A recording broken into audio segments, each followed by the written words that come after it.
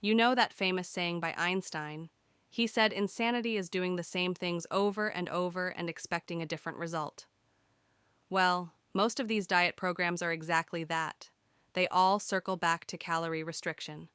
For years, we've heard so many strange things imposed on us that have no scientific basis. For example, this eat little and often business. Friends, that's not called dieting. At best, it's called gluttony. A person doesn't put something in their mouth 6 to 7 times a day. This is why the program I offer is the easiest one to implement. Why? Because this program offers peace of mind. There's no calorie counting. No, this is forbidden. That's forbidden lists. No dealing with ridiculous measurements like cheese the size of a matchbox. You lose weight very easily with this method. The million-dollar expert question I get is this: Doctor, what are the ways to lose weight healthily? The entire modern world has been grappling with this weight problem for years. And unfortunately, a very wrong narrative has taken hold in recent years. There are some ideas, especially imported from America, that have no scientific backing. And in the leading role again is that eat little and often fairy tale. A greater betrayal of our health couldn't have been done. I repeat, its other name is gluttony. A person doesn't snack constantly throughout the day. Let's go back in time. Until the 1950s, people generally ate 2 meals a day, but they ate properly until they were full, and eating in between meals was considered shameful. I remember from my own childhood. I'd run and play, come home and say, "Mom, give me ice cream, give me an apple." My mom would scold me because snacking before dinner wasn't allowed. I said something on a TV show that got a lot of attention. Go find group photos of your parents if you're my age, or your grandparents if you're younger, taken in the 1950s and 60s. Look at those photos. You won't see a single overweight person among them. These people weren't poor. In those years, there were no dietitians, no diet books, and no one on the internet saying, eat this, don't eat that. People ate, on average, 2 meals a day, ate properly, and didn't know what snacking was. After making this observation, let me tell you the way to lose weight healthily. First, eating 2 meals a day is more than enough for everyone. That urban legend immediately comes to mind, doesn't it? If we went out and asked, what's the most important meal of the day? 90% would say breakfast. Look, there's no harm in eating breakfast, but it's not essential, and it's especially not the most important meal. That phrase is a slogan from an advertising campaign for a company that sold breakfast cereal in the 1950s. If you don't have a weight problem, no sugar or cholesterol issues, and you feel like it, go ahead, enjoy. But don't expect any special benefit from it. In general, the healthiest eating pattern is a 2 meal a day schedule. Of course, in the meantime, the quality of what we eat is also very important. In other words, it's essential to follow a healthy diet rich in fiber, fruits, vegetables, salads, legumes. My patients often ask me about this, saying, "Doctor, we're so confused. Please show us the way." The reason we say 10 years in 30 days is to rejuvenate the metabolism by 10 years. If we normalize the metabolism in the way I've described, weight, sugar, and cholesterol will all improve. And this is the biggest harm that eating little and often does to people. No matter how little you eat, no matter how healthy you think you're eating, every bit of food you put in your mouth causes insulin to be released. When you continue this for a while, insulin resistance develops in the body. What is insulin resistance? After a while, your cells start to ignore insulin. This is the first step of diabetes. I always say, stop this eating little and often. Stop the snacks, the nibbles. Let your pancreas and your liver rest. The principle of continuous fasting, intermittent fasting, has become a very important principle that has come to the forefront in the last 5 to 10 years.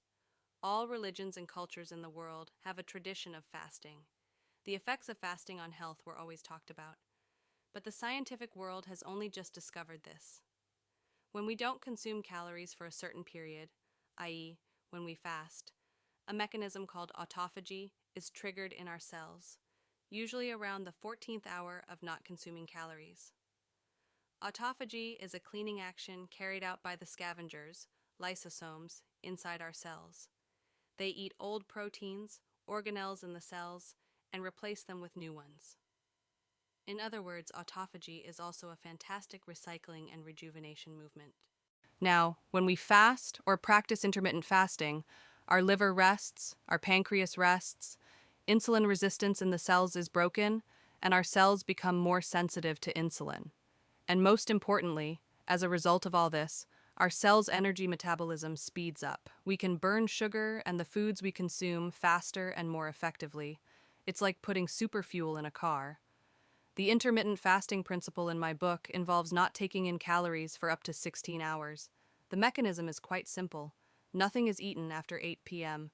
Anyway, no one should eat. Food eaten after 8 p.m. cannot be digested. It disrupts sleep quality and causes reflux. We close the eating window at 8 p.m. Let's say we went to bed at 12 a.m. 4 hours have passed. If we assume we spent the full 8 hours in bed asleep, that makes 12 hours. We skip breakfast and eat our first meal at 12 p.m.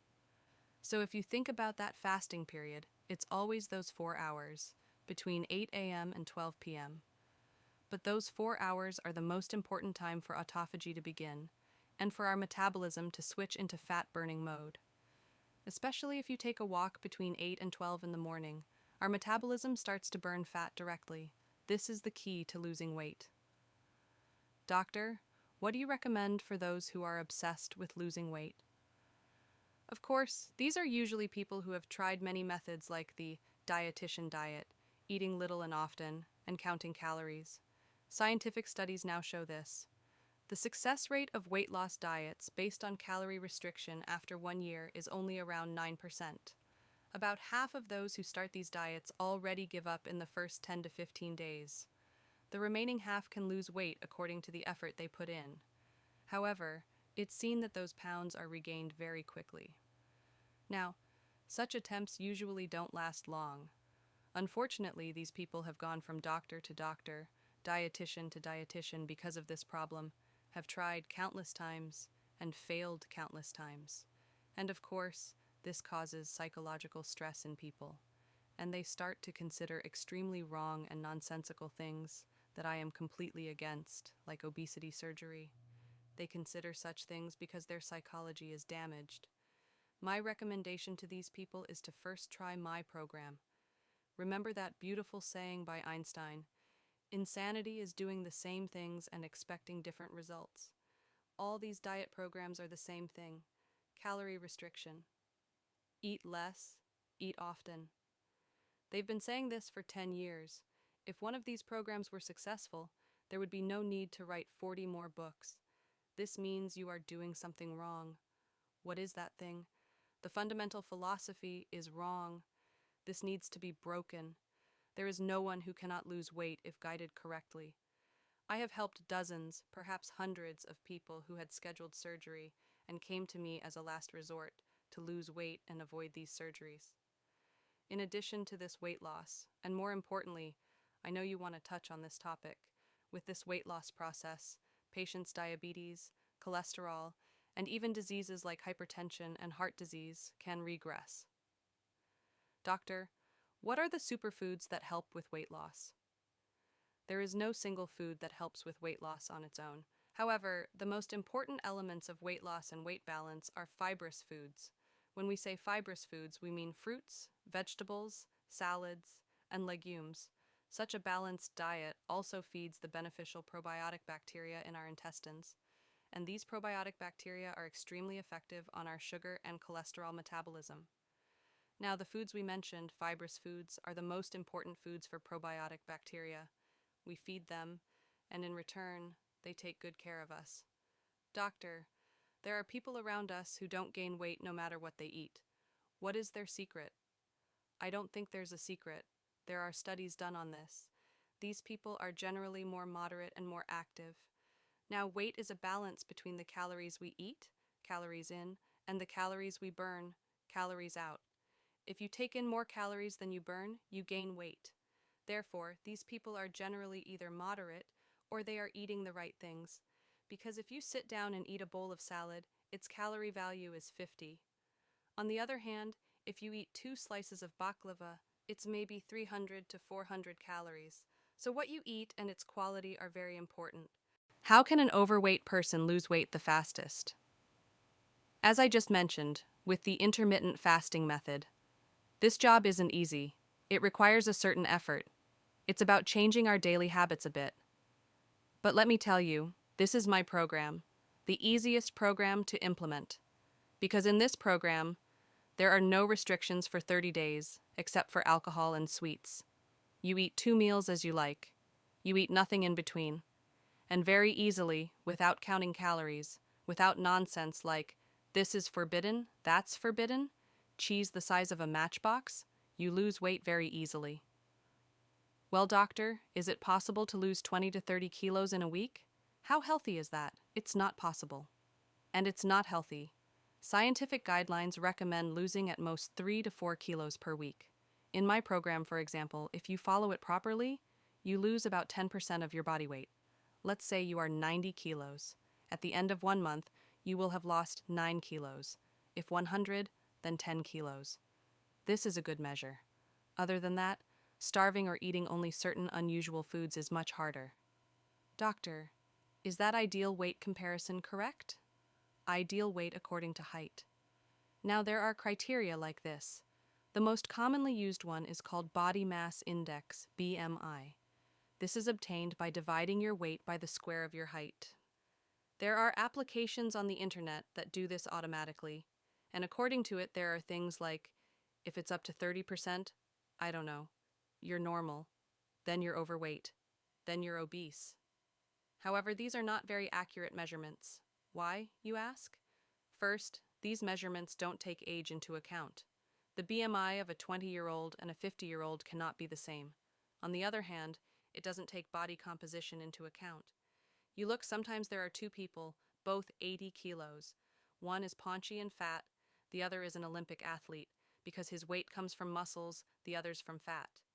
Therefore, BMI is not that precise a measurement. It just gives an idea. On the other hand, waist circumference measurement is used as a criterion. This also gives an idea. Waist circumference, especially as it also indicates visceral fat, is something to be known as a disease risk factor. A waist circumference of up to 100 to 105 centimeters in men and 90 centimeters in women is considered normal. But this also has a flaw. It doesn't take height into account. Now, let's say there's a person who is 1.75 meters tall and has a waist measurement of 105. This is a man with a serious belly. But if that man is not 1.75 but 1.90 meters tall, that belly doesn't stand out. So that's not a healthy measurement either. The healthiest measurement and ideal weight, which I also use, is the ratio of waist circumference to belly circumference. When you calculate this ratio, if it's 0.55 or below, it's considered normal. This is a healthier, more precise measurement. Doctor, there's also the Turkish coffee issue. Does Turkish coffee make you lose 10 kilos a month? No, there's no such thing. Now, I have a very popular video about Turkish coffee. Real coffees like filter coffee or Turkish coffee do have a very important effect on human health. When it comes to weight, coffee's effect on weight loss comes from slightly speeding up the metabolism. But this acceleration is around 1 to 2%. Therefore, there's no such thing as, I drink 5 coffees a day, I'm slim. It helps with weight loss. Doctor, how many liters of water should I drink a day to lose weight? You don't lose weight by drinking water. There's no such thing. Getting enough water is important for metabolism. However, no one stays dehydrated anyway. God has given us a feeling of thirst. How much water should a person drink? Some say 3 liters, some 5 liters. A young friend attributed her beauty to the 6 liters of water she drank a day. She's 20. You're beautiful no matter what at that age. When you're 45, it doesn't matter if you drink from a carboy. So, drinking water is important, but there's no dose for water. You will drink water when you are thirsty, but more is not beneficial either. If something is useful, more of it is not more useful. If you drink 10 liters of water a day, you will spend most of your time in the toilet, and you won't lose weight. The Prophet said, fast and be healthy. What do you think about this? Absolutely. As I just explained, the scientific world is just beginning to discover the benefits of fasting. When the famous Japanese scientist who researched fasting and autophagy won the Nobel Prize in Medicine, this was better understood. That's why the principle of intermittent fasting has become established in different ways. So, what is the secret to staying young? Now that's a 100-point expert question. Everyone wants to stay young. A famous writer said, "Everyone wants to live long, but nobody wants to get old." Staying young has been everyone's obsession, from Alexander the Great onwards. Unfortunately, there is no such secret, but what I mean by rejuvenation is being metabolically young. After all, there's no way to prevent some changes like our hair turning gray or our skin wrinkling. There is a way to slow it down, and there's a way to stay metabolically young. That is, as we just discussed, if we eat healthily, fast from time to time, and lead an active life, we stay metabolically young. Now you look, a man is 40 years old, relatively young. We do blood tests, he has insulin resistance, his cholesterol is out of control. Metabolically, the man is 75. On the other hand, a 75-year-old comes in, fit as a fiddle, as we say. His sugar, cholesterol, everything is in place. This is entirely due to our lifestyle. But to summarize, the secret to staying young is lots of movement and healthy eating. So, doctor, should I not use sugar at all? No, there's no such thing. It's not possible to say that sugar is beneficial. But sweets are a part of life for people who love them. That's a fact. Everything our metabolism can handle is beneficial if eaten in moderation. Therefore, there's no such thing as never eating sugar. Doctor, what is bloodless bypass? Yes, bloodless bypass or natural bypass is also known as EECP therapy. Patients who receive this treatment have usually had bypass before, or their bypasses are blocked, or they've had a stent placed and the stent is blocked. Patients with no other surgical options, heart failure patients, or patients who do not want surgery at all can receive this treatment. The basic principle here is the development of new capillary vessels in the heart. EECP therapy has a special device. Cuffs, like blood pressure cuffs, are attached to the patient's calf, leg, and buttocks. The device's computer monitors the patient's heartbeat and inflates the balloons just as the heart relaxes, sending more blood to the heart. This increases blood flow in the coronary arteries that feed the heart, and the vessels also widen, and most importantly, as I just said, it allows for the development of new capillary vessels in the heart. Our patients see great benefit from this treatment, which is applied for 20 to 30 or 40 sessions depending on the patient's condition. We not only apply this treatment, but we also apply medication and special diet programs. We have many patients in the world who quit insulin after 30 sessions and can walk 3 kilometers when they couldn't walk 100 meters before. This brings us to the principle of disease reversal. Chronic diseases, diabetes, heart disease, are largely caused by our lifestyle. Now, in the principle of disease reversal, when you eliminate the harmful factors, the disease not only stops, but it's also possible to reverse it. This is one of the things I practice. Thank you for watching.